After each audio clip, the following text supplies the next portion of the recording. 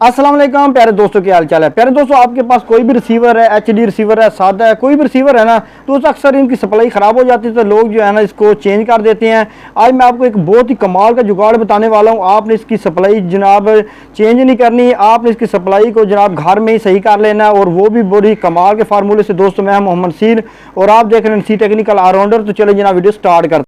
दोस्तों, मेरे पास ये एक रिसीवर पड़ा हुआ है, ये जो ना इकोलिंक का है। आपके पास किसी भी किस्म का कोई भी रिसीवर हो ना, चाहे एचडी हो या कोई भी रिसीवर हो, तो आपने जनाब इस तरीके से बड़े आसान तरीके से जनाब इसकी सप्लाई चेंज किए बगैर इसको जनाब आप ऑन कर सकते हैं। अब मेरे पास ये रिसीवर है, मैं अभी इसको प्लग लगाता हूँ तो ये देखें, ये बिल्कुल डेड है। ठीक है ना। तो दोस्तों, ये बहुत ही कमाल का तरीका है जनाब, आप किसी भी रिसीवर को इस तरीके से रिपेयर कर सकेंगे। दोस्तों, आपको पता है कि कोई भी रिसीवर है ना, उसको जनाब ऑन करने के लिए 5 वोल्ट की ज़रूरत होती है, और बाकी जो है ना 14 वोल्ट और 19 वोल्ट वो जनाब वो उसके सिग्नल के लिए होती हैं, सर्विस के लिए होते हैं। तो दोस्तों, सबसे अहम जो होती है ना 5 वोल्ट, वही होती है रिसीवर के लिए। तो दोस्तों, अक्सर जो है ना सप्लाइयाँ जो है ना, वो उनमें मसला एक आ जाता है कि उनकी जो सप्लाई है ना वो 5 वोल्ट जनाब बंद कर देती है। तो अक्सर हम सप्लाइयाँ जो है ना वो कबाड़ में फेंक देते हैं कि ये सप्लाई जो है ना वो बिल्कुल डेड हो चुकी है, तो हम सप्लाई चेंज करते हैं। तो आपने इसको चेंज नहीं करना। आपने क्या करना है, आपने यहाँ से देख लेना है कि यहाँ से इनपुट जो है ना, इस मेन जो बोर्ड है, इसका मेन सर्किट है, उसको वहाँ जनाब 5 वोल्ट जनाब कहाँ से जनाब इंटर हो रहे हैं। तो वहाँ पर दोस्तों आपने एक काम करना है। बाकी जो है ना ये जो मैं सिस्टम करने लगा हूँ ना, इस सिस्टम में आपके जो बाकी वोल्टेज है ना वो आने ज़रूरी है। अगर 5 वोल्ट नहीं आ रहे तो उसके लिए जनाब आपने क्या करना है, आपके पास दोस्तों किसी भी किस्म का कोई छोटा मोबाइल चार्जर है तो वो भी आप लगा सकते हैं।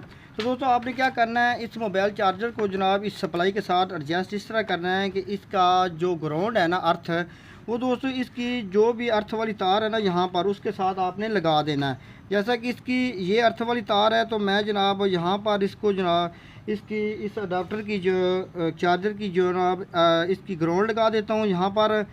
और उसके बाद आपने क्या करना है, इसके जो 5 वोल्ट है ना दोस्तों, वो आपने यहाँ पर देख लेने हैं जो तार बनती है ना। तो दोस्तों, इसकी ये 5 वोल्ट की तार है, जो कि इसकी सप्लाई के 5 वोल्ट ख़राब थे। तो यहाँ पर मैं अब इसको लगाऊंगा इस अडाप्टर के 5 वोल्ट।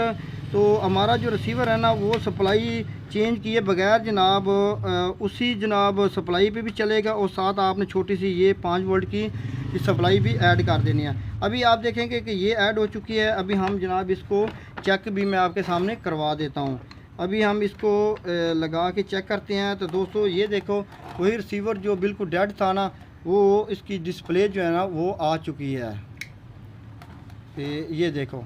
तो दोस्तों, बहुत ही कमाल का तरीका। अक्सर लोग जो है ना वो सप्लाई जो है ना चेंज करते हैं, तो अक्सर इनकी जो 5 वोल्ट होते हैं ना, 5 वोल्ट में ही मसला आता है, तो जिसकी वजह से अक्सर जो जनाब लोग सप्लाई जो है ना वो चेंज करते हैं। तो आपने सप्लाई चेंज नहीं करती, आपने इस तरह की कुछ छोटा मोबाइल चार्जर भी अगर आपके पास कोई है तो आप उसका इस्तेमाल कर सकते हैं। मैंने जस्ट आपको समझाने के लिए ये 5 वोल्ट का अडाप्टर लगा के चेक किया है।